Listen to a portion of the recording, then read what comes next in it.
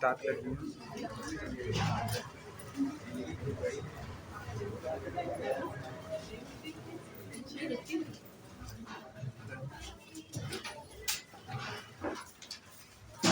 पिछले क्लास में हम लोग विशिष्ट बालक पढ़े थे और विशिष्ट बालक में हम लोग विभिन्न प्रकार के विशिष्ट बालकों के बारे में चर्चा कर रहे थे।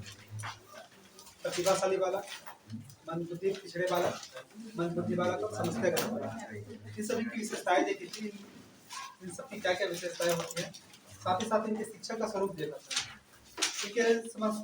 इनकी विशेषताओं से संबंधित प्रश्न आते हैं। आप लोगों को 3-4 विशेषताएं दे दी जाती है और उनमें छांटना रहता है किस प्रकार की बालक की विशेषता है। ये वैसे कॉमन सेंस वाला प्रश्न है। आप अपने कॉमन सेंस से बता सकते हैं किस प्रकार के बालकों की विशेषताएं। आज हम लोग पढ़ेंगे बुद्धि यानी कि इंटेलिजेंस।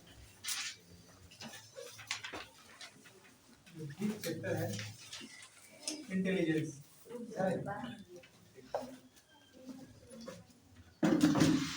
बुद्धि के संबंध में मनोवैज्ञानिकों में बहुत ज्यादा मतभेद है। बुद्धि है क्या, ये किस प्रकार से कार्य करती है और इसकी संरचना किस प्रकार है, इसके सिद्धांत के संबंध में भी बहुत सारे मतभेद हैं। अलग अलग मनोवैज्ञानिकों का अलग अलग मानना है कि बुद्धि काम किस तरह से करती है।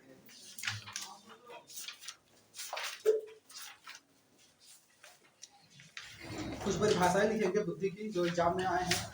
वैसे इस पार्ट से लेसन से परिभाषाएं कम आती है। सबसे ज्यादा परिभाषाएं आती हैं सीखना लेसन से। तो आप सीखना लेसन से जितने भी परिभाषाएं आपको मिलेंगे और भी नए सब देख लेना। जैसे कि पिछले क्लास में बोल रहे थे कि सीखना स्किनर के अनुसार अभिप्रेरणा में सीखना ऐसा है जो सीखने को बहुत ज्यादा मोटिवेट करता है, या उस नेशनल हाईवे की तरह कहते हैं स्किनर, जिसमें जो हमारा सीखना है उससे और प्रेरित होकर और अत्यधिक गति के साथ या स्पीड के साथ चलता है।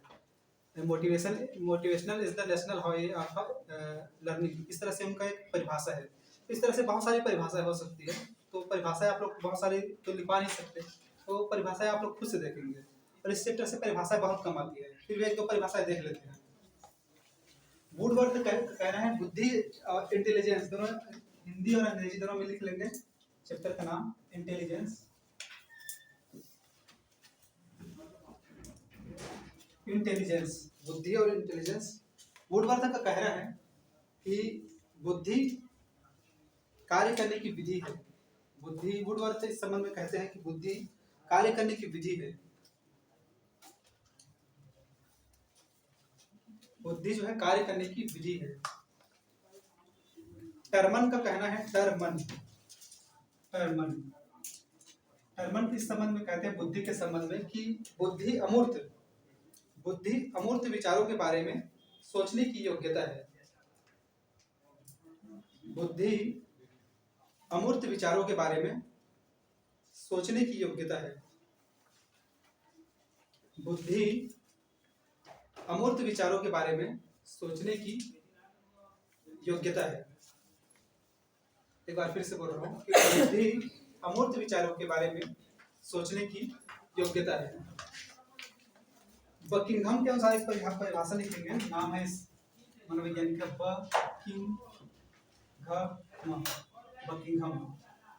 बकिंघम कहना है कि सीखने की शक्ति ही बुद्धि है।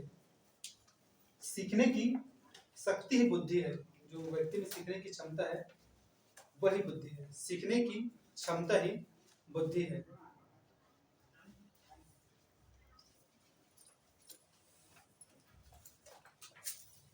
बुद्धि शुरू में ही बताया कि बुद्धि के संबंध में मनोवैज्ञानिकों में सबसे ज्यादा मतभेद है, लेकिन बुद्धि के संबंध में जितनी भी परिभाषाएं दी हुई है लगभग सब मिलते जुलते हैं। यानी कि व्यक्ति की कार्य कुशलता, वातावरण के प्रति अपने आप को ढालने की क्षमता या नई परिस्थिति में कुछ नए सीखने की क्षमता, इन सबको हम बुद्धि कह सकते हैं। या इस तरह से लिखेंगे कि अतीत के अनुभवों का प्रयोग नवीन परिस्थितियों में, अतीत के अनुभवों का प्रयोग नवीन परिस्थितियों में, अतीत के अनुभवों का प्रयोग नवीन परिस्थितियों में समायोजन, परिस्थिति को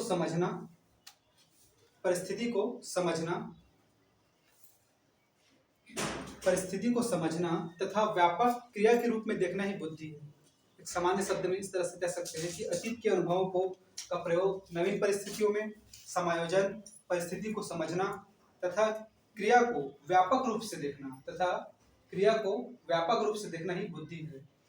यानी कि हम कुछ भी सीखते हैं, उसको नई परिस्थिति में ढालते हैं, उसका नया प्रयोग करते हैं और अपने अनुकूल करते हैं, वो सभी बुद्धि के ही अलग अलग प्रयोग है।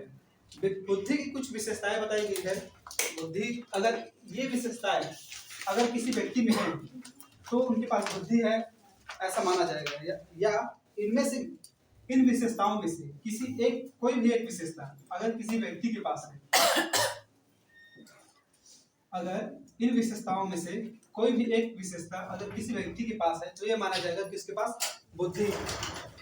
पहली जो विशेषता है वो सीखने की योग्यता है, यानी कि उसके पास योग्यता होनी चाहिए सीखने की। लिखते चलेंगे IMP है विशेषताएं। पहली योग्यता है विशेषता सीखने की योग्यता होनी चाहिए। दूसरी विशेषता है अमूर्त चिंतन की योग्यता, यानी कि मूर्त के विषय में तो चिंतन करेगा ही, अमूर्त चिंतन की योग्यता है उसमें। सीखने की योग्यता है, अमूर्त चिंतन की योग्यता है, समस्या समाधान करने की योग्यता है, समस्या का अगर वो समाधान कर सकता है, समस्या समाधान करने की योग्यता है, अनुभव से लाभ उठाने की योग्यता है, अनुभव से लाभ उठाने की अगर उनमें योग्यता है, अनुभव से लाभ उठाने की योग्यता है, या संबंधों को समझने की योग्यता है, संबंधों को समझने की योग्यता है, संबंधों को समझने की योग्यता है, वातावरण के प्रति सामंजस्य, अपने आसपास के वातावरण के प्रति सामंजस्य बिठाने की योग्यता है, सामंजस्य बिठाने की योग्यता है। अगर इनमें से कोई एक भी योग्यता उनके पास है तो उनके पास बुद्धि है ऐसा माना जाएगा।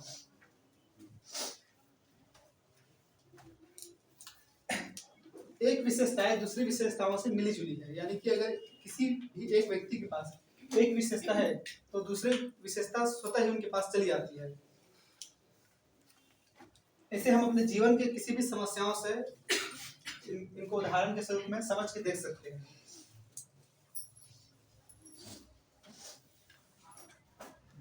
जैसे निर्णय और चिंतन में हम पढ़ते हैं अभी, निर्णय और चिंतन में कि व्यक्ति निर्णय अपने परिस्थिति, वातावरण एवं पूर्व अनुभव के आधार पर लेता है। जैसे कि पिछले एक दिन एग्जाम्पल में बता रहा था कि जैसे कि किसी को विवाह करना है और आपके पास दो ऑप्शन है, एक लड़की है जो बहुत पढ़ी लिखी है लेकिन सुंदर नहीं है, और एक लड़की है जो बहुत सुंदर मतलब एक सुंदर नहीं है और पढ़ी लिखी है, और दूसरी सुंदर है लेकिन पढ़ी लिखी नहीं है।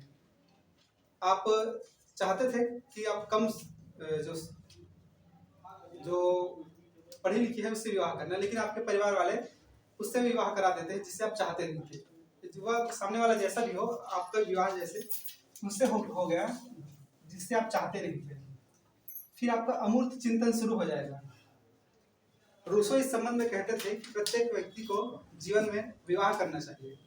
अगर अच्छी पत्नी मिल जाती है तो उनका सौभाग्य है, और अगर नहीं मिलता तो दार्शनिक बन जाता है, यानी कि उनकी अमूर्त चिंतन शुरू हो जाता है कि वो वाला ज्यादा बेटर था। अमूर्त चिंतन फिर वो समस्या समाधान करने की कोशिश करेगा, जो है जैसा है यही सही है। इनमें उनके अनुभव भी जुड़ जाएंगे, अनुभव से वे फिर लाभ उठाने की कोशिश करेगा। नहीं, परमात्मा जो करता है अच्छे के लिए ही करता है, इस तरह की थिंकिंग शुरू होगा। फिर वो समझने को संबंधों को समझने की कोशिश करेगा। फिर इस वातावरण में वो सामंजस्य बिठाने की योग्यता उनमें आ जाएगी, यानी कि कोई भी एक समस्या हमारे बुद्धि की सारी विशेषताओं को लेके चलता है। या इनमें से अगर एक भी योग्यता किसी व्यक्ति के पास में है, यानी कि उसके पास बुद्धि है। एक परिभाषा लिखेंगे कोलेसनिक के अनुसार, ये बुद्धि के वास्तविक अर्थ के संबंध में कहते हैं।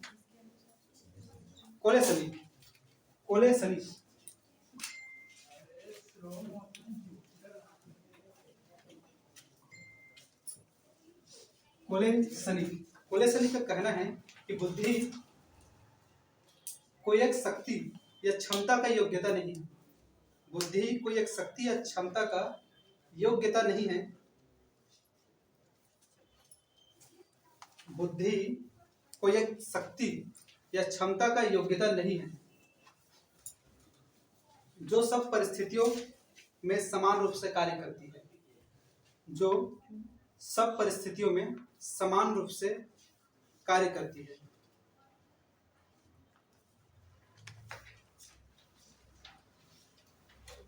जो सब परिस्थितियों में समान रूप से कार्य करती है। वरन की बात देखेंगे अनेक, वरन अनेक विभिन्न योग्यताओं का योग है। वरन विभिन्न योग्यताओं का योग है। यानी कि कोलेसन का यह कहना है कि बुद्धि किसी एक ही क्षेत्र में कार्य करने की योग्यता नहीं है, जो विभिन्न क्षेत्रों में कार्य करने की उनकी योग्यता उनकी बुद्धि है। बुद्धि की कुछ अलग अलग टाइप से बताया है अलग अलग मनोवैज्ञानिकों ने। हम लोग देखेंगे वुडवर्थ के अनुसार और देखेंगे गैरिट के अनुसार। गैरिट और वुडवर्थ दोनों ने लगभग एक ही चीजें बताई है, बस उनके नाम बदल गए हैं। सॉरी, थार्नडाइक और गैरिट। पहले हम लोग देखेंगे थार्नडाइक के अनुसार। बुद्धि के प्रकार हेडलाइन डालेंगे। टाइप्स है, टाइप्स ऑफ इंटेलिजेंस, बुद्धि के प्रकार। पहले देखेंगे थार्नडाइक के अनुसार, उसके बाद देखेंगे गैरिट के अनुसार। नाम दोनों ने अलग अलग गिनाए हैं लेकिन टाइप्स वही है।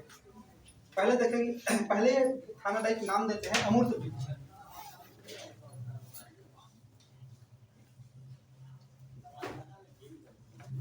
पहला ये टाइप्स बताते हैं अमूर्त बुद्धि, दूसरा नाम बताते हैं सामाजिक बुद्धि और यांत्रिक बुद्धि। सामाजिक बुद्धि और यांत्रिक बुद्धि। यहाँ से प्रश्न ऐसे ही पूछा जाता है कि थार्नडाइक ने बुद्धि के कितने जो प्रकार बताए हैं इनमें से कौन नहीं है। तीसरा जो नामकरण इन्होंने किया है वो है यांत्रिक बुद्धि। सबको एक एक करके देखेंगे इनकी क्या क्या विशेषता है। ये तीन टाइप से बताते हैं थार्नडाइक बुद्धि के, अमूर्त बुद्धि, सामाजिक बुद्धि और यांत्रिक बुद्धि। गैरिट भी इसी प्रकार से बुद्धि के तीन प्रकार बताते हैं। ये नामकरण करते हैं अमूर्त बुद्धि, नाम लिखते चलेंगे। दूसरा बताते हैं मूर्त बुद्धि, यानी कि यहाँ जो इन्होंने यांत्रिक कहा है उसे ही यहाँ ये मूर्त बोल रहे हैं, नाम अलग अलग हो गया है। तीसरा ये नाम देते हैं यही इसी का सामाजिक बुद्धि।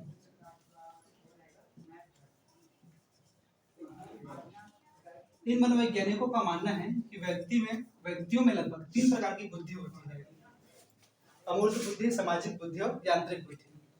अमूर्त बुद्धि से पहले हम देखते हैं अमूर्त बुद्धि। अमूर्त बुद्धि से तात्पर्य है पुस्तकी ज्ञान। जैसे कि कुछ इसके विशेषताओं में लिखते चलेंगे आप लोग। जैसे कि कुछ लोगों में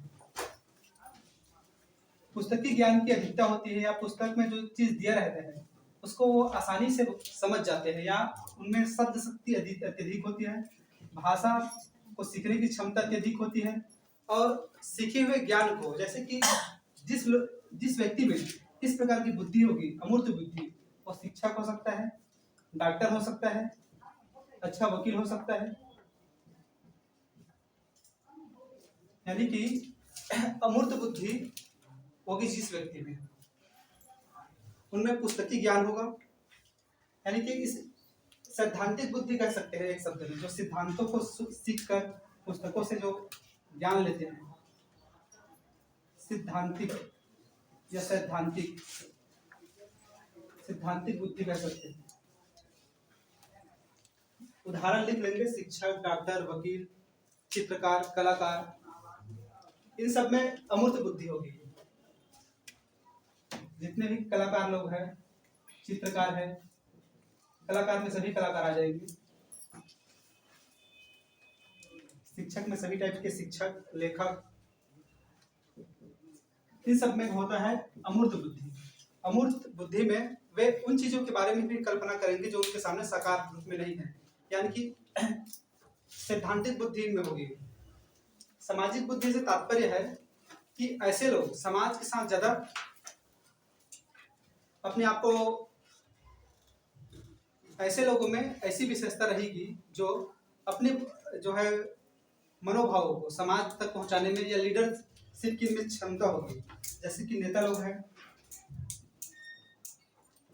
नेता है या फिर ऐसे लोग जिनमें नेतृत्व की क्षमता है, ऐसे लोगों में सामाजिक बुद्धि होती है, यानी कि अपनी बातों को दूसरों से मनवाना और नेतृत्व करने की क्षमता होती है। ऐसे लोग सामाजिक कार्यकर्ता हो सकते हैं, सामाजिक कार्यकर्ता कह सकते हैं, या दूसरों के मनोभावों को समझने में ये लोग कुशल रहते हैं, दूसरों के मनोभावों को समझने में कुशल रहते हैं, इसीलिए दूसरों के मन को परखते हैं, इसलिए इनको पता रहता है कि भीड़ में कंट्रोल कैसे करना है। तो इस प्रकार की बुद्धि को सामाजिक बुद्धि कहा जाता है। यांत्रिक बुद्धि से तात्पर्य है कि जिन लोगों की बुद्धि किसी यंत्र के संबंध में ज्यादा कुशल होती है, जैसे कि इंजीनियर या कोई मशीन के जानकार, ऐसी बुद्धि को गामक बुद्धि भी कहा जाता है। गामक यानी कि गतिशील चीजों में इनका, मोटर में कहते हैं ना मोटर स्किल, तो गामक चीजों में इनकी जो है नियंत्रण अत्यधिक रहता है यांत्रिक बुद्धि वालों का। ऐसे लोग कारीगर हो सकते हैं, किसी एक क्षेत्र के कारीगर, इंजीनियर, यानी कि यंत्र के संबंध में लोगों की जो है बुद्धि अच्छी रहेगी। कंप्यूटर चलाने वाला भी इस तरह, जो कंप्यूटर चलाने में बहुत ज्यादा दक्ष है, उनके पास भी इस तरह की बुद्धि रहेगी, यांत्रिक बुद्धि। सेम बातें यही भी कही गई है, अमूर्त का अमूर्त वही बातें हैं, मूर्त में आपका यांत्रिक बुद्धि आ जाएगी और सामाजिक बुद्धि में यही बात आ जाएगी। नाम बस बदल दिया है, बातें इन दोनों ने एक ही कही है। नाम बस इसमें याद रखेंगे। थार्मोडायनामिक ने बुद्धि की 3 टाइप से बताए, अमूर्त बुद्धि, सामाजिक बुद्धि, यांत्रिक बुद्धि। अमूर्त बुद्धि को अंग्रेजी में लिख लेंगे ऑब्स्ट्रैक्ट इंटेलिजेंस, ऑब्स्ट्रैक्ट इंटेलिजेंस, सामाजिक को सोशल, यांत्रिक को कहेंगे मोटर, गामक, मोटर इंटेलिजेंस।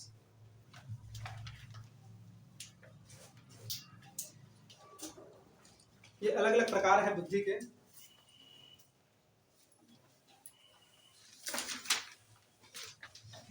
बुद्धि की इसी तरह से बहुत सारे सिद्धांत हैं, और सिद्धांत देखेंगे किन किन मनोवैज्ञानिकों ने। सर इंग्लिश में यांत्रिक और बुद्धि मतलब मूर्त का इंग्लिश में सेम ही होगा।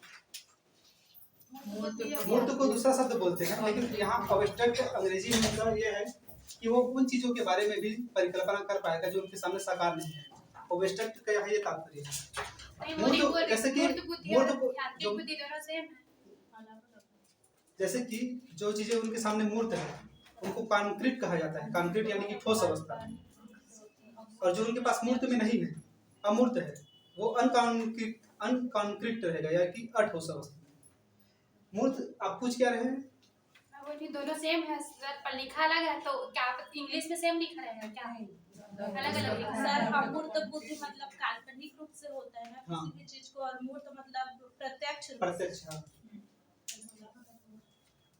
ये अलग अलग है ना, इन तीनों में बोल रही हूँ, मतलब इनमें और इनमें। हाँ, थार्डाइक और गैरेट दोनों की इंग्लिश में अलग अलग लिखा रहेगा कि सेम लिखा रहेगा? ये अलग अलग रहेगा ना,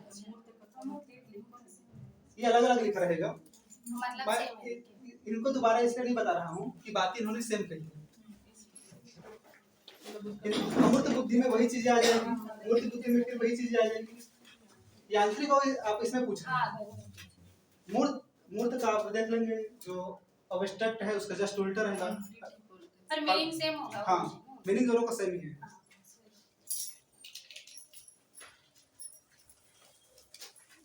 आगे देखते हैं बुद्धि के कुछ सिद्धांत जो मनोवैज्ञानिकों ने गिनाए हैं।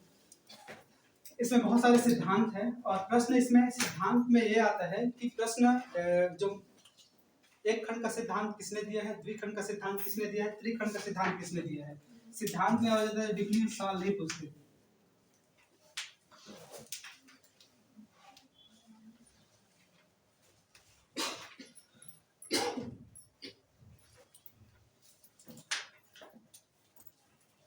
हेडलाइन डालेंगे बुद्धि के सिद्धांत, थ्योरीज ऑफ इंटेलिजेंस।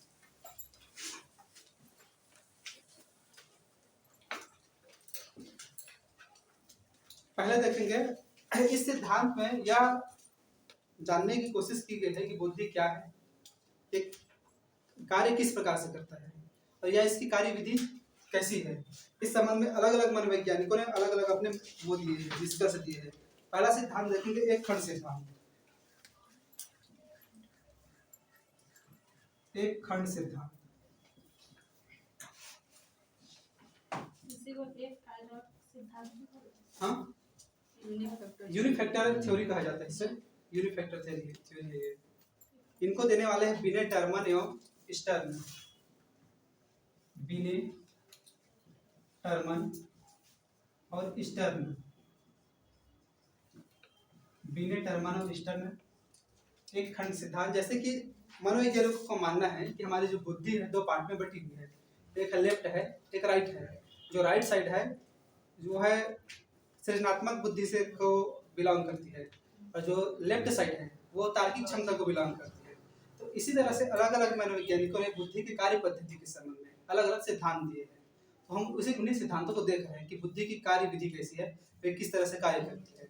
वे सिद्धांत दिया है यूनिफैक्टर थ्योरीज, ये देने वाले हैं बिने टर्मन एवं स्टर्न। उनका मानना यह है कि बुद्धि तो कोई अलग अलग पार्ट्स नहीं है, बुद्धि एक ही है, उनका कोई अलग अलग पार्ट नहीं है, उनके कार्य करने का एक ही ढंग है और एक ही बुद्धि में बहुत सारी कुशलता या योग्यताएं पाई जाती है और समय अनुसार जैसी परिस्थिति पड़ती है वैसी वो बुद्धि काम करती है। यूनिफैक्टर थ्योरी ये कहते हैं।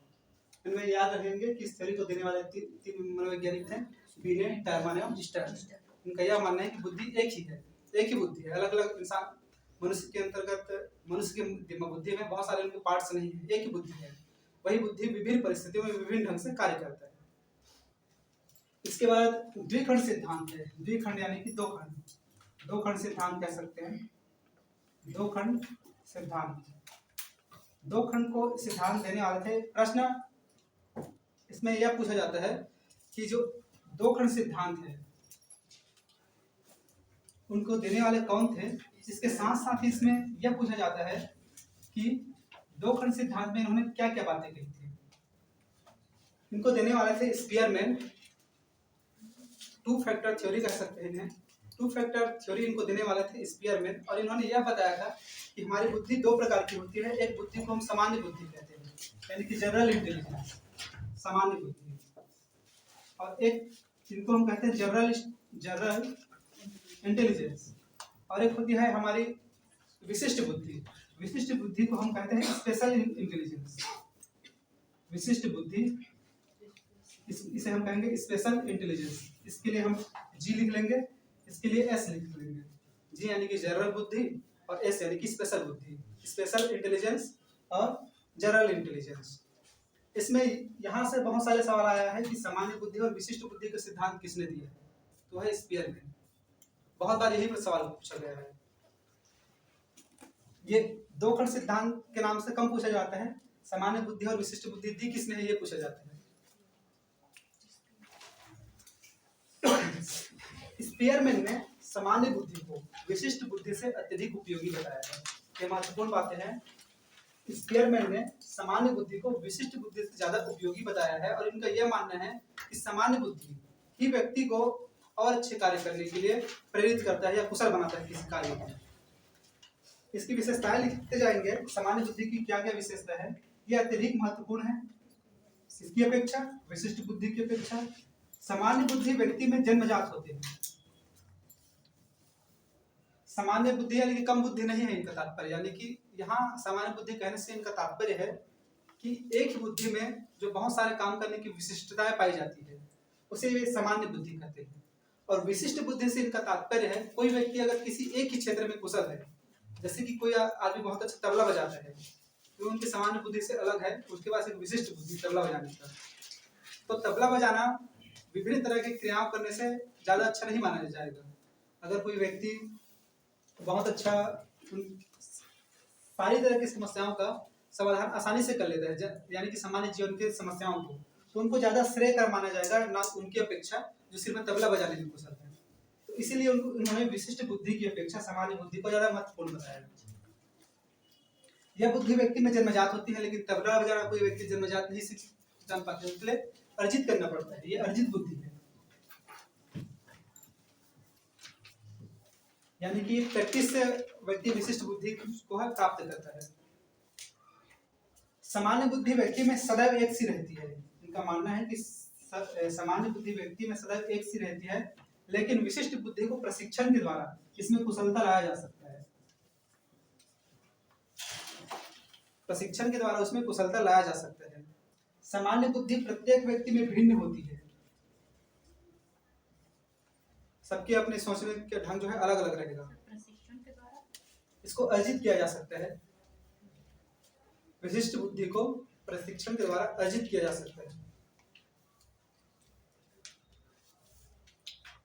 लेकिन जो सामान्य बुद्धि है व्यक्ति में जन्मजात ही होती है, बस उसमें कुछ और अच्छे से उसमें काम किया जा सकता है, उसको सुधारा जा सकता है, लेकिन रहेगा उनके साथ वो जन्मजात ही। सर वो भी है क्या? ये सामान्य बुद्धि प्रत्येक व्यक्ति में भिन्न होती है, अलग अलग होती है। सामान्य बुद्धि एक जैसी नहीं रहेगी। जन्मजात है तो जन्मजात एक ही दिमाग नहीं रहेगा सबका, अलग अलग दिमाग रहेगा, अलग अलग बुद्धि रहेगी। ये वायरलेस होना चाहिए। स्पेयर में नियम मानते हैं कि व्यक्ति अपने सामान्य बुद्धि का जितना ज्यादा उपयोग करेगा उतनी ही ज्यादा उनकी सामान्य बुद्धि विकसित होगी। जितना ज्यादा उनका उपयोग करेगा उतनी ज्यादा उनकी सामान्य बुद्धि विकसित होगी।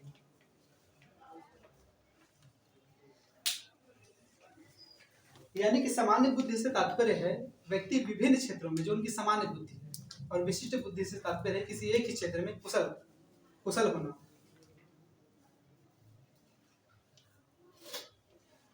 जैसे कि हर व्यक्ति को गाना गाने के लिए आप नहीं सिखा सकते, यानी कि या हर व्यक्ति को आप नृत्य करना नहीं सिखा सकते। फिर अगर उसके पास थोड़ी बहुत बुद्धि होगी उस संबंध में वो प्रशिक्षण लेगा और उस ज्ञान को प्राप्त करेगा, अर्जित करेगा, यानी कि उनकी विशिष्ट बुद्धि होगी।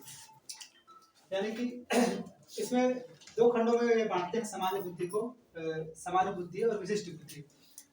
इसमें इन्होंने बाह्य वातावरण को थोड़ा कम महत्व दिया है। इसके बाद स्वयं इन्होंने अपने ही मत का खंडन करते हुए त्रिबुद्धि का सिद्धांत दिया, 3 फैक्टर थ्योरी।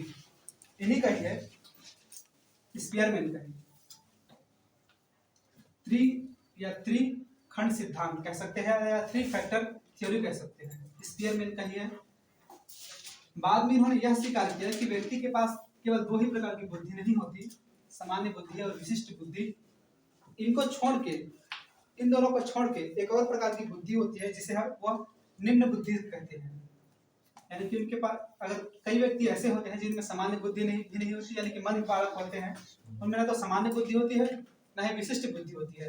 उनके पास एक होती है निम्न बुद्धि, ये इस बुद्धि से काम करते हैं। इस यानी कि 2 बुद्धि इन्होंने बताया था, सामान्य और विशिष्ट, उसमें तीसरा पद इन्होंने और जोड़ दिया, निम्न बुद्धि को, इसलिए इसे त्रिखंड सिद्धांत कहा गया है।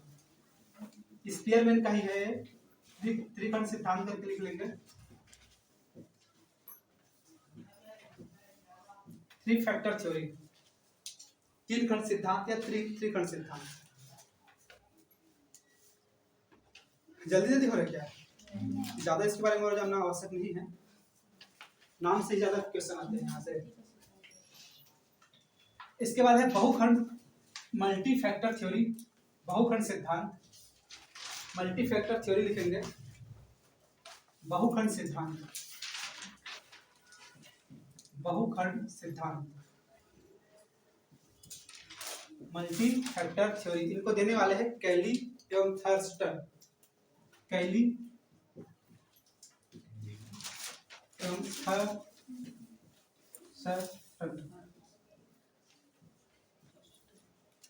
कैली एवं थर्स्टन, थर्स्टन ऐसे थर्स्टन, कैली एवं थर्स्टन। कैली ने यह माना, जैसे कि हम कहते हैं कि हमारी बुद्धि 1 खंड में है, 2 खंड में है, 3 खंड में है। कैली का यह मानना था कि हमारी बुद्धि 9 खंडों में विभाजित है, और ये 9 खंड अलग अलग क्षेत्रों में काम करते हैं। अगर किसी के पास सामाजिक बुद्धि है, किसी के पास व्यापारिक बुद्धि है, किसी के पास कुछ क्रियात्मक बुद्धि है, कल्चर, और किसी के पास कोई बजाने में दक्ष है। इसी तरह से विभिन्न तरह की 9 प्रकार की बुद्धि होती है। और थर्स्टन का मानना था कि 13 प्रकार की बुद्धि होती है। यानी कि इन्होंने बहुखंड का सिद्धांत दिया था। अभी तक केवल 1, 2, 3 की बातें हो रही थी, लेकिन ये 9 और 13 सिद्धांत बताते, 9 और 13 खंड बताते हैं।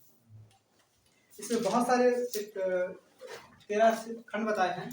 जैसे कि किसी में कोई अगर कुछ बजाने में कुशल है तो उसके पास क्या होगी, स्किल से संबंधित बुद्धि होगी। अगर कोई बातें करने में बहुत अच्छा है तो उसके पास सामाजिक बुद्धि हो सकती है, या कोई सिद्धांत, कोई अच्छा वकील है, डॉक्टर है, तो जिस प्रकार की उनकी कुशलता होगी उसी तरह की उनकी बुद्धि होगी, इनका ये मानना था। एक और सिद्धांत दिया है, इन्हें कहा जाता है मात्रा का सिद्धांत। मात्रा ये सिद्धांत देने वाले हैं थानडई। क्वांटिटी थ्योरी ये सिद्धांत देने वाले थे थानडई। थानडई का मानना है कि व्यक्ति का जो है बुद्धि उनकी स्नायु तंत्र से प्रभावित होता है, यानी कि उनकी स्नायु तंत्र पर निर्भर होता है। लिखेंगे इसमें मात्रा सिद्धांत में थानडई के अनुसार,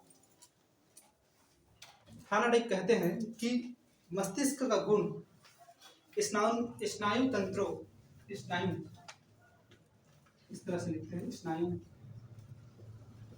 तंत्रों, मस्तिष्क का गुण स्नायु तंत्रों या स्नायु तंत्रों की मात्रा पर निर्भर करता है।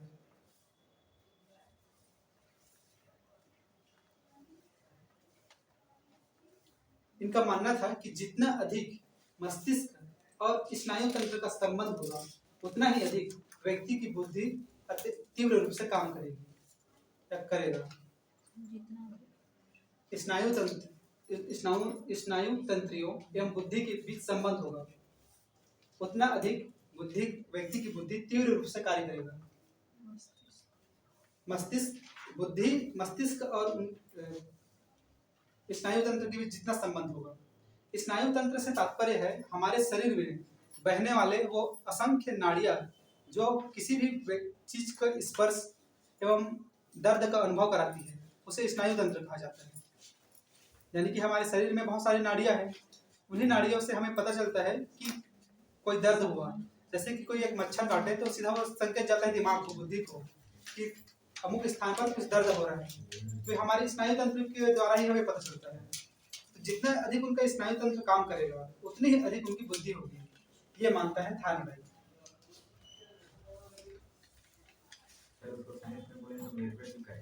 हाँ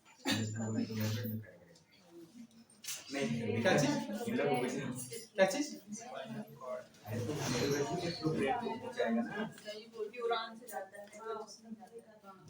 वही न्यूरॉन्स ही है, न्यूरो सिस्टम ही है उनके, नाड़ियां, न्यूरोलॉजिस्ट कहते हैं ना, नाड़ीविद। हाँ इस सिद्धांत की जो है, इस सिद्धांत का दोष ये है कि इस सिद्धांत में स्नायु तंत्रों पर ही ज्यादा बल दिया गया है। यानी कि हमारी जो शरीर की नाड़ियां हैं उनके द्वारा ही हम किसी ज्ञान को अर्जित करते हैं, ये इनका कहना है। और दूसरी विशेषता ये है, दोष ये है कि इसमें बाह्य वातावरण की उपेक्षा की गई है, कि व्यक्ति अपने सिर्फ शरीर तंत्रियों से नहीं सीखता, बाह्य वातावरण से भी सीखता है। तो इनके दो दोष है, एक तो ज्यादा अत्यधिक बल दिया गया है इस पर, और दूसरा बाह्य वातावरण की उपेक्षा की गई है। बाह्य वातावरण की उपेक्षा की गई है और इन पे अत्यधिक बल दिया गया है, जरूरत से ज्यादा बल।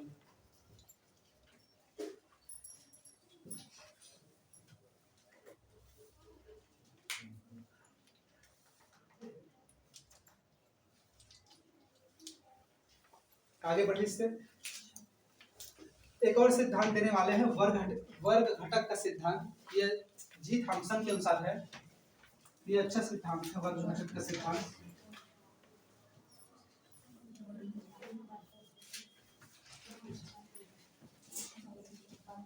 वर्ग घटक का सिद्धांत यह मानता है कि अगर किसी व्यक्ति में एक कुशलता है तो केवल वो एक कुशलता के अंतर्गत बहुत सारी कुशलताएं उनके अंदर विद्यमान रहेगी। लिखेंगे वर्ग घटक सिद्धांत जी थॉमसन के अनुसार। वर्ग घटक सिद्धांत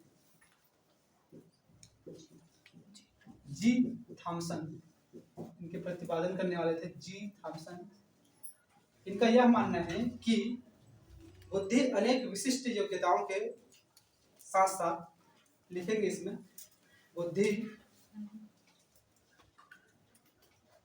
अनेक विशिष्ट योग्यताओं, बुद्धि अनेक विशिष्ट योग्यताओं तथा विशेषताओं का समूह होता है।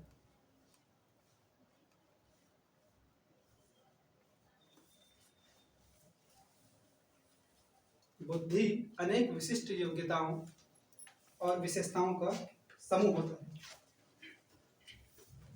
यानी कि योग्यता, दो बातें कही है, योग्यता और विशेषताओं का समूह होता है। वर्ग सिद्धांत में योग्यता और विशेषताओं का समूह होता है। इसमें जैसे अगर किसी व्यक्ति के पास व्यावसायिक कुशलता है, अगर किसी के पास व्यावसायिक कुशलता है, एक हम ये मान सकते हैं कि एक बुद्धि हो गई उनकी व्यावसायिक कुशलता। तो जिस व्यक्ति के पास व्यावसायिक कुशलता है उसके पास मैनेजमेंट की भी स्किल रहेगा, मैनेजमेंट बुद्धि भी रहेगी उनके पास। वस्तु कब क्रय करना है, कब विक्रय करना है, ये भी बुद्धि उनके पास होगी। मैनेजमेंट के साथ साथ इनके पास सामाजिक कुशलता भी होगी कि लोगों तक अपनी बातें कैसे पहुंचाई जाए। यानी कि एक बुद्धि बहुत सारी बुद्धियों को अपने साथ में लेके चलता है। यह सिद्धांत यह कहता है कि वर्ग घटक, एक वर्ग के अंतर्गत बहुत सारी चीजें उसमें सम्मिलित रहती हैं। इनके प्रतिपादन करने वाले थे जी थॉमसन। व्यावसायिक कुछ उदाहरण लिख लेंगे, जैसे कि किसी के पास व्यावसायिक कुशलता है तो इसके अंतर्गत और बहुत सारी चीजें साथ में आ जाएगी। प्रबंधन का, विक्रय का, हाँ, जैसे एग्जाम्पल में ये बोल रहा हूँ कि जैसे कि किसी के पास एक कुशलता है कि व्यावसायिक रूप से कोई व्यक्ति बहुत ज्यादा अग्रणी है, आगे है, तो उसके पास केवल व्यावसायिक बुद्धि नहीं है, उसके पास और बहुत सारी बुद्धि है। सामाजिक बुद्धि है, मैनेजमेंट प्रबंधन की क्षमता है, क्रय विक्रय करने की क्षमता है, भंडारण कैसे कब करना है ये क्षमता है, कब उत्पादन करना है, कब क्रय करना है, ये बुद्धि है। यानी बहुत सारी बुद्धियों का समूह है। ये कहना है कि बुद्धि कोई अपने आप में एक क्षेत्र नहीं है, बल्कि बहुत सारी योग्यताओं और बहुत सारी विशेषताओं का समूह है। ये कह रहा है जी थॉमसन। अब बुद्धि परीक्षाएं देख लेते हैं। जो बुद्धि परीक्षाएं जहां से प्रश्न आते हैं नाम से संबंधित,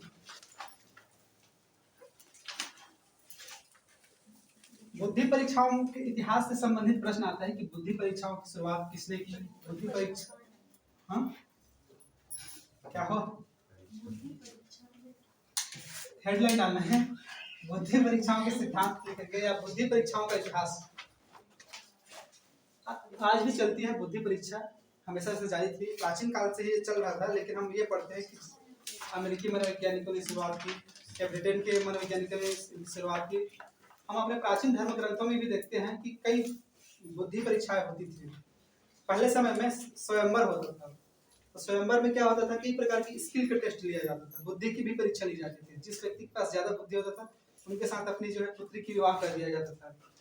या फिर नालंदा विश्वविद्यालय है, तक्षशिला विश्वविद्यालय है उस समय, इन विश्वविद्यालय में किसी व्यक्ति का प्रवेश बुद्धि परीक्षा के द्वारा ही होता था। जैसे कि आजकल एंट्रेंस एग्जाम होता है, वो भी एक प्रकार से बुद्धि परीक्षा ही है।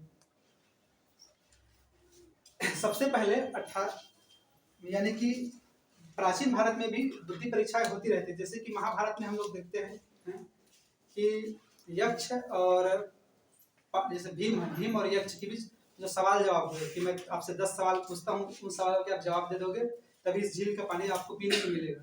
ये भी एक प्रकार से बुद्धि परीक्षा ही था। स्किल टेस्ट है उनका, इंटेलिजेंस टेस्ट है, स्किल टेस्ट नहीं। बुद्धि परीक्षा का इतिहास देखते हैं। बुद्धि परीक्षा, लेकिन हमारे देश के जो विचारक थे उन्होंने किसी भी प्रकार के अपने कार्यों को, परीक्षणों को क्या नहीं करवाया, पेटेंट नहीं करवाया। नहीं तो महाभारत कालीन जो बुद्धि परीक्षा थी वो भी रिकॉर्ड में होते हैं। जैसे कि कोई भी आविष्कार होता है या इन्वेंशन होते हैं, अगर उन्हें पेटेंट नहीं कराया जाता तो उस व्यक्ति के नाम से वो आने वाले जो है पीढ़ी में वो ज्ञात नहीं रहता है, चाहे आपने कितने ही आविष्कार किए हो। तो सबसे पहले 1879 में 79 सबसे पहले 1879 में विलियम वुंड, ये जर्मनी के रहने वाले थे, विलियम वुंड जर्मनी के रहने वाले थे। इन्होंने एक बुद्धि परीक्षण कार्यशाला का निर्माण किया। बुद्धि परीक्षण कार्यशाला का निर्माण किया और विभिन्न तरह के लोगों की बुद्धि का ये उसमें परीक्षण करते थे कि उनके पास कितनी बुद्धि है।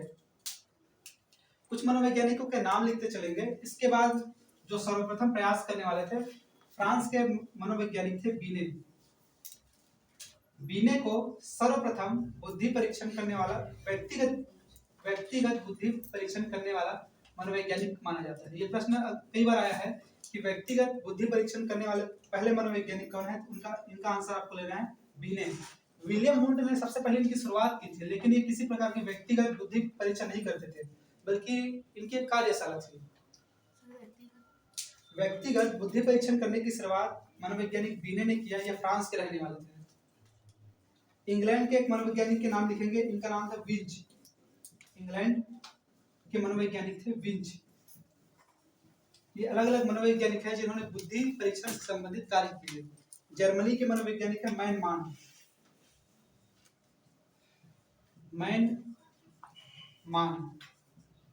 ये अलग अलग मनोवैज्ञानिक हैं, अलग अलग विभिन्न देशों के, जिन्होंने बुद्धि सब परीक्षण से संबंधित कार्य किए। अमेरिका के जो प्रसिद्ध मनोवैज्ञानिक हैं हार्नाडाइक और टर्मन, जिनका हम बुद्धि परीक्षण स्वीकार करते हैं, जिनका बुद्धि परीक्षण हम लोग पढ़ते हैं, हार्नाडाइक और टर्मन।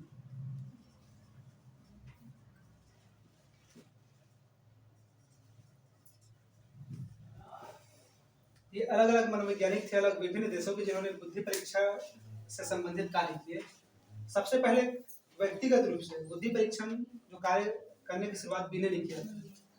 विलियम वुंड सबसे पहले खोलने वाले थे प्रयोगशाला, लेकिन इनका नाम सबसे पहले में नहीं आता, पहले में आता है बीने का नाम। इन्होंने सिर्फ एक कार्यशाला खोली थी। अब देखते हैं अलग अलग बुद्धि परीक्षा। बुद्धि परीक्षा में सबसे पहली चीज है मानसिक आयु।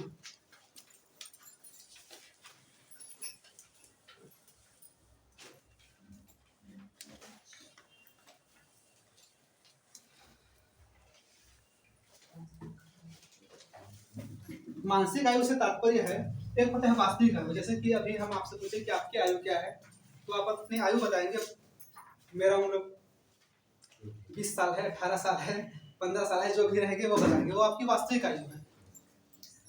और मानसिक आयु से तात्पर्य है कि अगर कोई 12 साल का युवक 12 साल के युवक को जिस प्रकार के कार्य करने चाहिए उस तरह के अगर वो कार्य कर देता है, तब हम कहेंगे कि उनकी मानसिक आयु भी 12 साल है। लेकिन ऐसा कई बार देखा गया है कि कई लोग शरीर से तो बढ़ जाते हैं, लेकिन उनकी मानसिक आयु निम्न होती है, तब हम उनकी मानसिक आयु कम मानते हैं। तो इसका आकलन कैसे किया जाता है? मनोवैज्ञानिक कुछ सूची बनाते हैं कि इन सूची में जो प्रश्न दिए गए हैं, भिन्न भिन्न वर्ग वालों के लिए भिन्न भिन्न सवाल बनाते हैं। अगर उस आयु से समूह से संबंधित आप सवाल को हल कर लेते हैं, तब आपकी आयु उतनी मानी जाएगी। जैसे कि कुछ प्रश्न बनाए गए 5 वर्ष के बालक के लिए, लिस्टिंग की गई। आपको अपने शरीर के अंगों के नाम बताने हैं, अपने स्वयं का नाम बताना है, अपना परिचय बताना है और अपने परिवार के सभी सदस्यों के जानकारी देनी है। ये 4 सवाल उनको दिए गए। अगर ये 5 साल का बालक इन 4 सवालों के जवाब दे देता है, तब उनकी आयु 5 साल मानी जाएगी। अगर 5 साल का बालक इन 5 सवालों के जवाब नहीं दे पाएगा, तब उनकी वास्तविक आयु इससे कम मानी जाएगी। तो मानसिक आयु से तात्पर्य वही है कि व्यक्ति जिस उम्र में जिस सवालों का उन्हें आंसर दे देना चाहिए, उन सवालों का अगर आंसर नहीं दे सकते, तब उनकी मानसिक आयु वास्तविक आयु से कम मानी जाती है। और अगर कोई व्यक्ति अपने वास्तविक आयु से और ज्यादा ऊपर की मानसिक योग्यता करने में सक्षम है, तब उनकी मानसिक आयु उनके वास्तविक आयु से ज्यादा मानी जाएगी।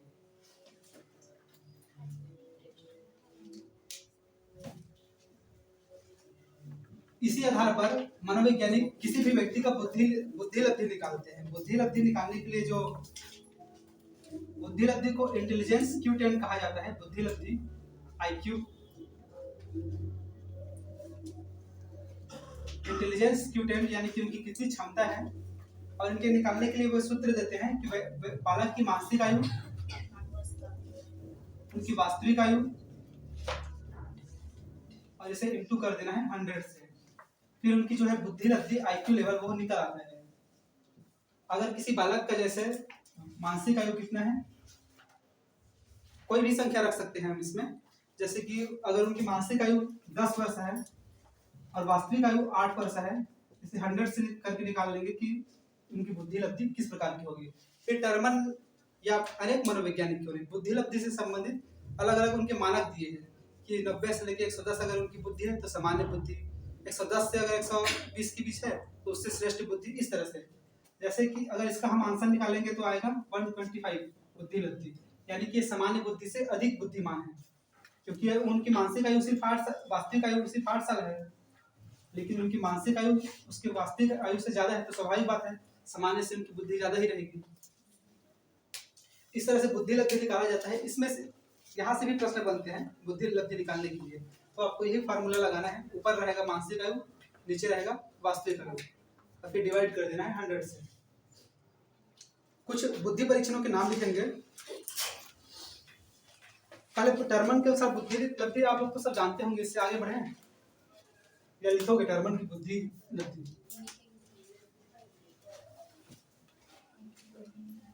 मनोवैज्ञानिक टर्मन ने बुद्धि लब्धि के लिए कुछ मानक स्टैंडर्ड तैयार किए कि इतनी बुद्धि लब्धि अगर किसी के पास होगी तब उसे किस वर्ग में रखा जाएगा।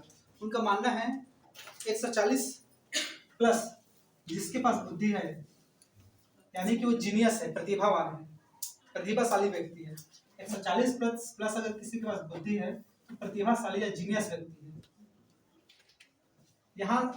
यहाँ से सबसे ज्यादा सवाल आया है सामान्य व्यक्ति के पास कितनी बुद्धि होती है, या जो 90 से 110 का मानक है, उसे सामान्य बुद्धि या औसत बुद्धि माना जाता है। तो सबसे ज्यादा सवाल यही से आया है कि सामान्य व्यक्ति की बुद्धि लब्धि कितनी बुद्धि है, 90 से 110। बाकी को आप जाने चाहे मत जाने, ये जानना अनिवार्य है। यही से ज्यादा प्रश्न हर बार पूछा गया है। सामान्य व्यक्ति की जो बुद्धि लब्धि 90 से 110 होगी, और जिनकी बुद्धि लब्धि 140 प्लस है वो प्रतिभावान होगा। 120 से 140 इतना अगर किसी के पास बुद्धि है तो वो अति श्रेष्ठ बुद्धि होगा, अति श्रेष्ठ। फिर 110 से 120 जिसके पास है वो श्रेष्ठ बुद्धि का मालिक रहेगा। लिखते चलेंगे आप लोग। इसके बाद बचा 90 से 110 यानी कि सामान्य बुद्धि।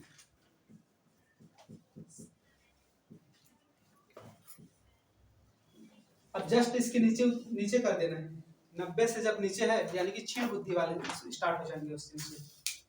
90 से 110 सामान्य बुद्धि, 110 से 120 श्रेष्ठ बुद्धि, 120 से 140 अति श्रेष्ठ बुद्धि, 140 प्लस है वो प्रतिभाशाली बुद्धि, और 90 से पूरे नीचे वाले 90 से 25 तक और निम्न निम्न निम्न होते चला जाएगा। आपको मानक ये बस याद रखने हैं, ये आपका मानक है कह सकते हैं, बीच का लेवल। इसके नीचे वाला मंद बुद्धि, ऊपर श्रेष्ठ बुद्धि। और सबसे ज्यादा यही पूछते हैं कि सामान्य व्यक्ति को बुद्धि कितनी पूछा। बुद्धि परीक्षाओं में 2 प्रकार की बुद्धि परीक्षा होते हैं। व्यक्ति, आप लोगों को एक कहानी बताया था एक राजा का, जिसमें एक ताला को तोड़ना था। दूसरी कहानी सुनिए, एक कहानी सुनाऊंगा फिर। एक बार की बात है, एक चोर था, वो चोरी करके कुछ आ रहा था। रास्ते में एक राजा थे, राजा का दरबार था, यानी कि राजा का एक सीमा प्रारंभ होता था। और सीमा प्रारंभ होने के पहले जस्ट एक वहाँ दरबारी खड़े रहते थे। जैसे कि लंका प्रवेश से पहले लंकनी सबसे पहले उसका फर्स्ट वो रहता था, सुपर, उनका क्या कह सकते हैं, सुपर आर्मी। तो उस तरह से उनको वहाँ तैनात किया गया था। उस व्यक्ति ने उस चोर को रोका कि तुम कौन हो, क्या करने जा रहे हो, कहाँ आ रहे हो, कहाँ जा रहे हो, उस तरह से पूछताछ करनी शुरू की। तब उन्होंने कहा कि मैं चोर हूँ, चोरी करके आ रहा हूँ। फिर उस जो सिपाही ने उनकी तलाशी ली, तब उन्हें कुछ नहीं मिला।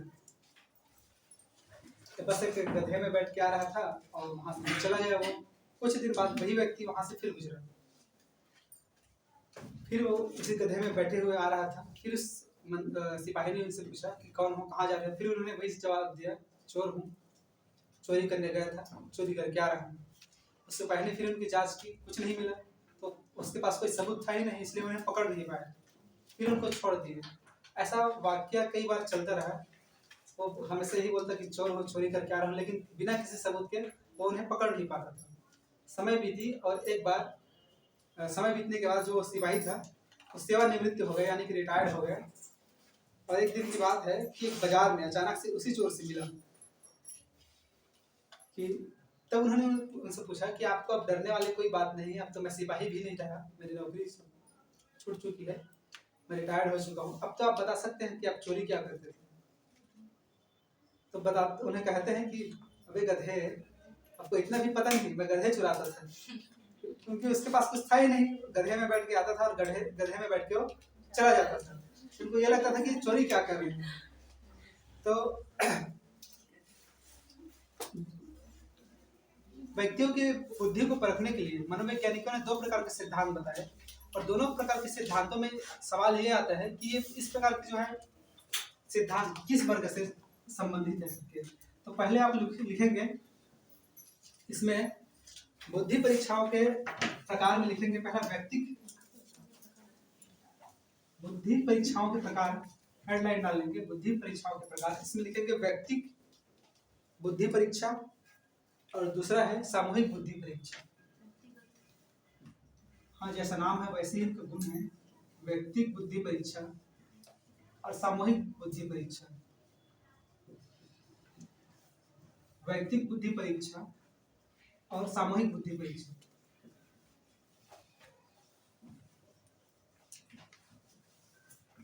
इन्हीं दोनों प्रकारों में विभिन्न तरह की परीक्षाएं आयोजित होती है। जैसे कि अगर आप कोई एग्जाम दिलाते हैं, उसमें सबको एक ही तरह का OMR शीट मिलता है और बहुत सारे उसमें गोले दागने रहते हैं, तो एक प्रकार की ये सामूहिक बुद्धि परीक्षा है। सबके एक साथ सबको बैठा के सबका समूह में टेस्ट लिया जाता है। अगर किसी व्यक्ति का इंडिविजुअल रूप से एक ही व्यक्ति की बुद्धि परीक्षा की जाए तो व्यक्तिक बुद्धि परीक्षा में आएगा। इस व्यक्तिक बुद्धि परीक्षा की शुरुआत करने वाले कौन थे? बीने, मनोवैज्ञानिक बीने। और इसमें संशोधन करने का काम किया था साइमन नामक मनोवैज्ञानिक ने इसमें सुधार किया था, इसलिए इसे बीने साइमन सिद्धांत के नाम से भी जाना जाता है। सामूहिक बुद्धि परीक्षा की शुरुआत 1913 से 1918 के आसपास हुई। 1914 से 1918 कह सकते हैं, यानी कि प्रथम विश्व युद्ध का जब समय था, प्रथम विश्व युद्ध के समय में इसकी शुरुआत हुई अमेरिका में। अमेरिका इसको बीने साइमन बोलते हैं। ये व्यक्तिक बुद्धि परीक्षाओं में कई प्रकार के टेस्ट होते हैं, तो इसे बीने साइमन परीक्षण विधि भी कहा जाता है। सामूहिक बुद्धि परीक्षण की शुरुआत 1914 से 1918 के बीच में हुई थी।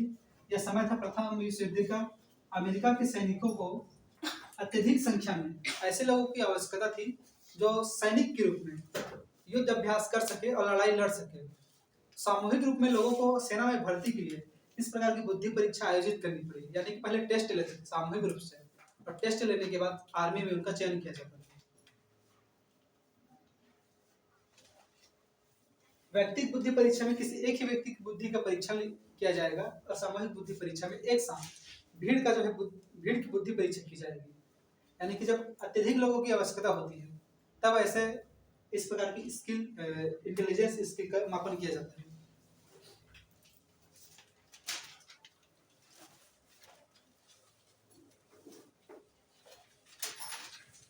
इसी के साथ देखेंगे, ये हो गया एक चीज। इसी के साथ साथ देखेंगे भाषात्मक परीक्षा, यानी कि वर्बल भाषात्मक परीक्षा, यानी कि आपका लैंग्वेज से संबंधित जो परीक्षा होती है वर्बल या लैंग्वेज परीक्षा, और दूसरी होती है क्रियात्मक परीक्षा। ये किसके अंदर है? एक मिनट समझेंगे, उसके बाद लिख लेंगे या फिर लिख के समझ लेंगे। क्रियात्मक परीक्षा इसमें होती क्या है, ये दोनों के अंतर्गत है।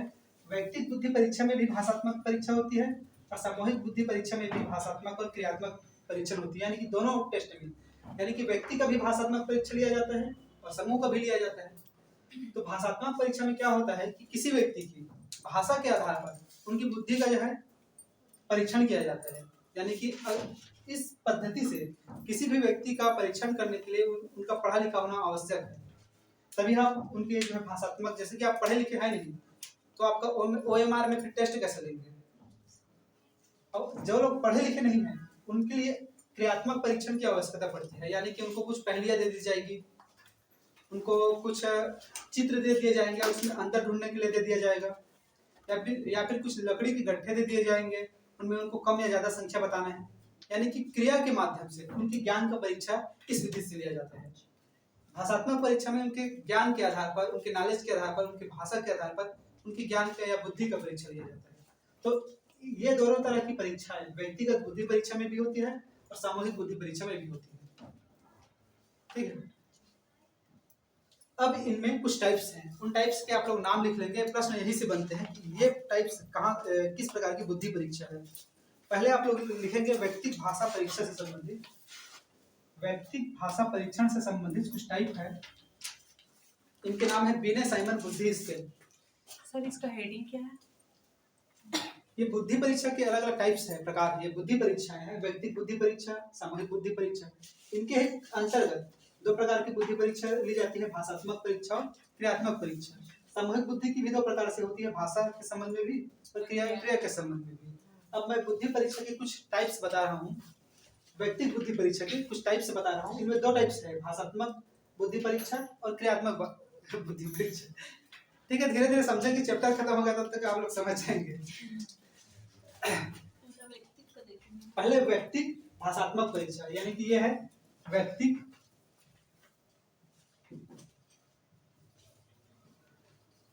के साथ साथ क्या है, भाषा की परीक्षा हो रही है, भाषात्मक परीक्षा।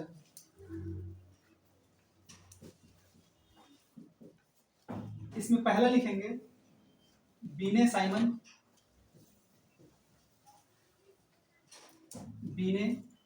साइमन बुद्धि स्केल कह सकते हैं, उनका मानक क्रम कह सकते हैं। स्केल यानी कि इनके मापने की जो है इनका वो होता है मानक, मानक्रम कह सकते हैं हिंदी में। स्केल अंग्रेजी शब्द है, हिंदी में है मानक्रम कहते हैं, मानक है इनका, स्टैंडर्ड। बिने साइमन बुद्धि स्केल ये दो मनोवैज्ञानिकों के नाम पे आधारित है, बिने और साइमन। बिने रहने वाले पेरिस के थे और वहाँ ये मनोविज्ञान के प्रोफेसर थे विश्वविद्यालय में। बुद्धि परीक्षण के लिए वहाँ के जो छोटे छोटे बालक थे, तो गवर्नमेंट ने इनको यह काम दिया था कि जो छोटे छोटे बालक है उनकी बौद्धिक क्षमता बहुत कम है, तो इनको मापने के लिए कोई आप स्केल तैयार कीजिए। तो इन्होंने छोटे विद्यालयों में, यानी कि 10वीं 12वीं कक्षा के विद्यार्थियों के लिए जो स्कूल जाते थे और नहीं भी जाते थे, उनके लिए स्केल तैयार किया जो व्यक्तिक भाषात्मक परीक्षा कहलाता है, यानी कि बिने साइमन बुद्धि स्केल कहलाता है। इनके सहयोगी थे, इनके जो मित्र थे साइमन, इन दोनों ने मिलकर तैयार किया था ये पद्धति, इसलिए बिने साइमन बुद्धि स्केल कहा जाता है। यह जो पद्धति थी ये 13 से 15 साल के बालकों के लिए थी। ये प्रश्न नहीं पूछा जाता, इसमें प्रश्न यही आता है कि व्यक्तिक भाषात्मक परीक्षा से संबंधित कौन कौन से जांच पद्धतियां हैं। और बिने साइमन बुद्धि स्केल और दूसरा है स्टैनफोर्ड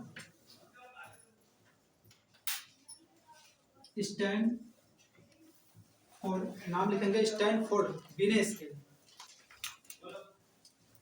स्टैनफोर्ड बिने स्केल। स्टैनफोर्ड बिने स्केल में यह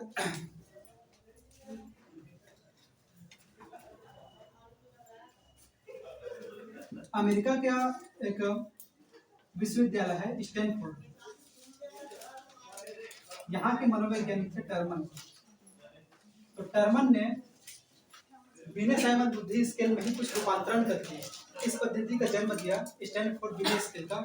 एक बार इसको और देखते हैं बिने साइमन स्केल को। इसमें यह हुआ था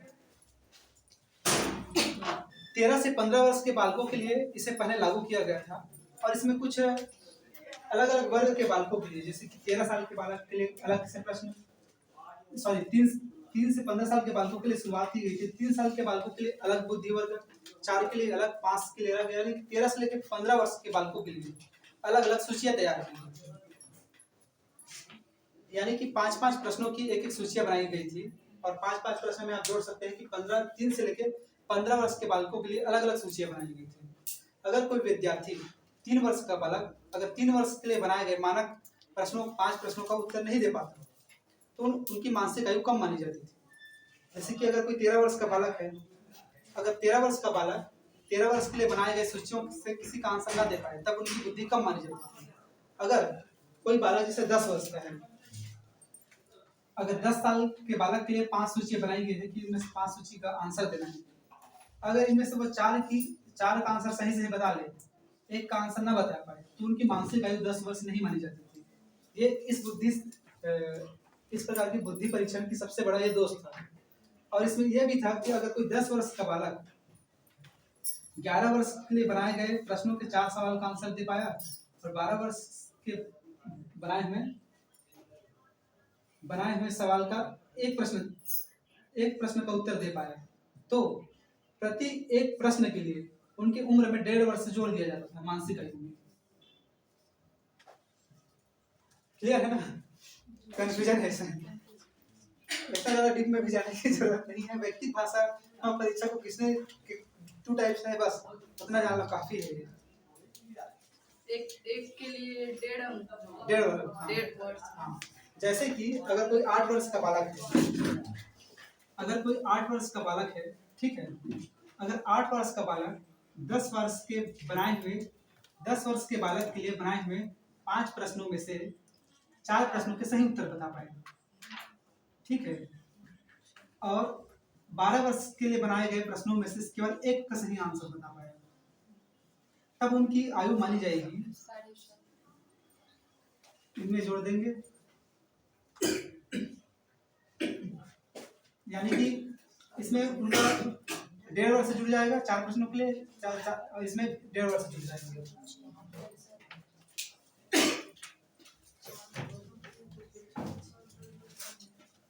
बिने साइमन बुद्धि स्केल देने वाले थे, बिने और साइमन, और स्टैनफोर्ड बुद्धि स्केल देने वाले थे अमेरिका के मनोवैज्ञानिक टर्मन, ठीक है। इसी तरह से और बुद्धि स्केल है, उनके नाम लिखेंगे। व्यक्तिक क्रियात्मक परीक्षा में हमने पहले देखा व्यक्तिक भाषात्मक परीक्षा, अब देख रहे हैं व्यक्तिक क्रियात्मक परीक्षा। व्यक्तिक क्रियात्मक परीक्षा को इनके नाम भी बड़े टांग है, पोर्टियस बुलबुलिया टेस्ट, पोर्टियस बुलबुलिया टेस्ट,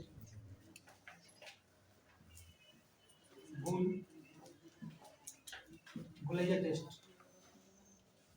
ये टेस्ट या ये परीक्षण विधि किसी मनोवैज्ञानिक ने नहीं किया, बल्कि ये प्रारंभिक काल से ही चलता आ रहा था, पोर्टियस बुलबुलिया टेस्ट। इसमें होता क्या है, किसी बालक की बुद्धिमत्ता चेक करने के लिए, अब ये पहले हम लोग क्या देखे थे, भाषात्मक बुद्धि परीक्षा, अब ये है व्यक्तिगत क्रियात्मक बुद्धि परीक्षा, यानी कि उन बालकों के लिए है जिनकी जो पढ़े लिखे नहीं है या जिनको भाषा के आधार पर या ज्ञान के आधार पर जिनकी बुद्धि का परीक्षण नहीं किया जा सकता, तो ऐसे बालकों की बुद्धि टेस्ट करने के लिए उनको कुछ भूल-भुलैया दी जाती थी और उनको दिया जाता था एक पेन और एक स्केल, एक पेन और एक रबड़, और उनको मौका दिया जाता था। जैसे कि 3 वर्ष का बालक है उनको 2 मौका दिया जाता था, और 4 वर्ष का बालक है उनको और ज्यादा मौका दिया जाता था, 4 बार मौका दिया जाता था।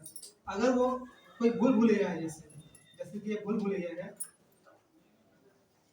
इसमें से निकलना है यहाँ, तो अगर एक बार में अगर वो नहीं निकल पाते तो दोबारा निकलने की कोशिश करते थे, और दोबारा निकलने की कोशिश नहीं करते थे तो उनकी मानसिक आयु से कम मानी जाती थी। तो भूल-भुलैया के आधार पर, यानी कि क्रिया के आधार पर किसी व्यक्ति की व्यक्तिगत बुद्धि परीक्षा लिया जाता था, उसे व्यक्तिगत क्रियात्मक बुद्धि परीक्षा कहा जाता था। उनमें से एक उदाहरण है पोर्टियस भूल-भुलैया टेस्ट। दूसरा है वेस्लर, नाम इसमें सिर्फ नाम ही पूछे जाते हैं कि व्यक्तिक बुद्धि परीक्षण, व्यक्तिक भाषात्मक परीक्षण में कौन कौन से हैं, बिने और स्टैनफोर्ड, और व्यक्तिक क्रियात्मक में है पोर्टियस और Wechsler valued test. Wechsler valued test में क्या होता था, इसमें किसी भी बालक की बुद्धि को टेस्ट करने के लिए 5 काम दिए जाते थे, 5 टास्क उनको दिया जाता था, और 5 कुछ सवाल पूछे जाते थे। अगर इनका जवाब वो सही सही बता देता था तब उनकी बुद्धि जो है उतनी मानी जाती थी जिस आयु वर्ग के वो है। अगर नहीं बता पाता था तो ये माना जाता था कि उनकी बुद्धि कम है। वेस्लर वैल्यू टेस्ट इस विधि का नाम है। कुछ पूछो क्या है सर, उसमें भी सवाल पूछे जाते हैं। इसमें वेस्लर वैल्यू टेस्ट में 5 सवाल और उनको 5 क्रिया दी जाती थी। इनको एक बार और अच्छे से लिख के देख लेंगे। इसमें कोई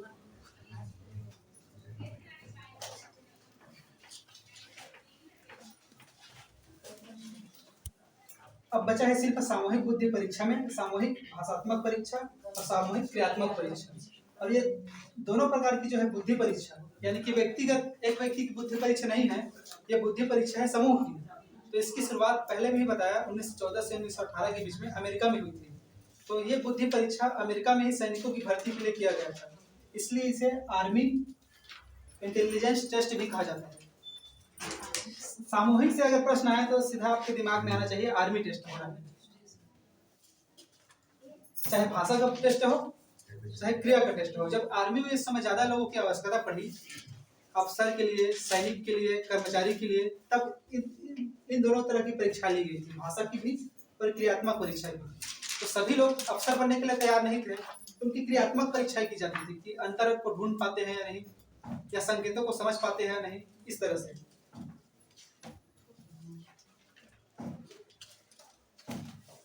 इसमें लिखेंगे army alpha test. Army alpha test नाम लिख लेंगे। व्यक्तिगत भाषात्मक परीक्षा में आर्मी अल्फा टेस्ट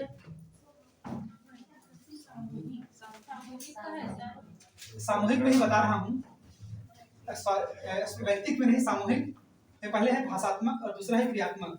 तो पहले मैं भाषात्मक बता रहा हूँ। सामूहिक भाषात्मक परीक्षा आर्मी अल्फा टेस्ट लिख लेंगे। आर्मी अल्फा टेस्ट अमेरिका में इनकी शुरुआत हुई आर्मी अल्फा टेस्ट। और दूसरा हुआ था सेना सामान्य वर्गीकरण टेस्ट। सेना सामान्य वर्गीकरण टेस्ट अरे चल रहा है। ये सभी दोनों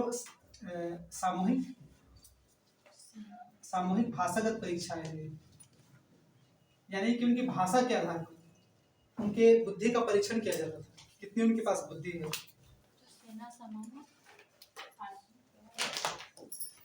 सामूहिक भाषागत परीक्षा में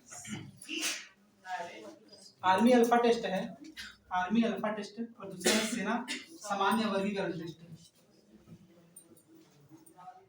यानी कि भीड़ को अगर सेना के लिए लिया जाना है तो किसकी बुद्धि कितनी है, किसको अफसर बनाया जाना है, किसको रसोइये का काम देना है, किसको क्या काम देना है, इसके लिए सेना सामान्यीकरण वर्गीकरण का टेस्ट किया गया था। यानी कि भाषा के आधार पर ही दोनों प्रकार के टेस्ट लिए गए थे। इस टेस्ट में आर्मी अल्फा टेस्ट में इनका नाम था, यानी कि जैसे कि एक टुकड़ी का नाम रहता है ना, अल्फा बीटा, इस तरह से एक टुकड़ी के लिए इनका चयन किया जाना था, इसलिए इनका नाम ही उनके नाम पर रख दिया गया था, अल्फा टेस्ट का। सामान्यीकरण को यानी कि इसको अंग्रेजी में सेना को कहेंगे आर्मी, सामान्यीकरण यानी कि जनरलाइजेशन, वर्गीकरण यानी कि क्लासिफिकेशन। इसीलिए इसको ना AGCT कहा जाता है, AGCT यानी कि army general classification test, AGCT।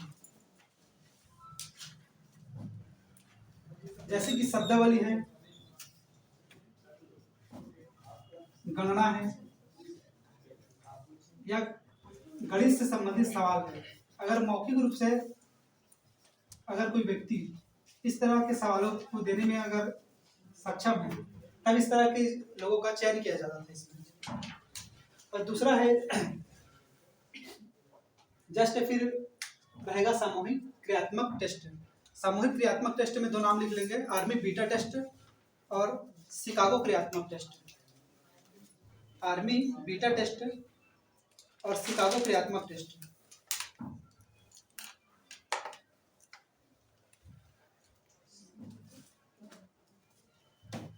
Army beta test और आर्मी शिकागो शिकागो के नाम से लिखेंगे, Chicago test. Army beta test लिखेंगे और शिकागो क्रियात्मक टेस्ट। शुरू से एक बार देख रहे हैं, 1 मिनट। बुद्धि टेस्ट 2 प्रकार से होता है, एक है व्यक्तिक टेस्ट, व्यक्तिक परीक्षा, और दूसरा है सामूहिक परीक्षा। व्यक्तिक और सामूहिक, ठीक है। अब व्यक्तिक ये 2 प्रकार से होते हैं, पहला है भाषागत यानी कि लैंग्वेज के द्वारा, और दूसरा है उनकी एक्टिविटी के द्वारा, क्रियात्मक। तो इसमें ही आपको जोड़ते जाना है, व्यक्तिक भाषागत परीक्षा, व्यक्तिगत क्रियात्मक परीक्षा, फिर वैसे रहेगा सामूहिक भाषागत परीक्षा, सामूहिक क्रियात्मक परीक्षा। और इसके ही अलग अलग टाइप्स है जो बुद्धि परीक्षाएं ली गई थी। इनके आपको नाम बस याद रखने हैं, नाम से प्रश्न आया है ज्यादातर, हर बार नाम से प्रश्न आया। हाँ भाई, एक अपने भैया मुझसे मिलाना चाह रहा हूँ सर है अपने, इनका अभी लाइब्रेरी खुलने वाला है, सबसे 10 तारीख को ना, 10 तारीख को लाइब्रेरी खुलने वाला है। अरे लाइब्रेरी आपका ये पूनम होटल आप लोग देख होंगे बगल में, नीचे जहाँ पहले अचीवर्स का क्लास चलता था, तो वो क्या है, हम लोग ऐसा सोच के रखे हैं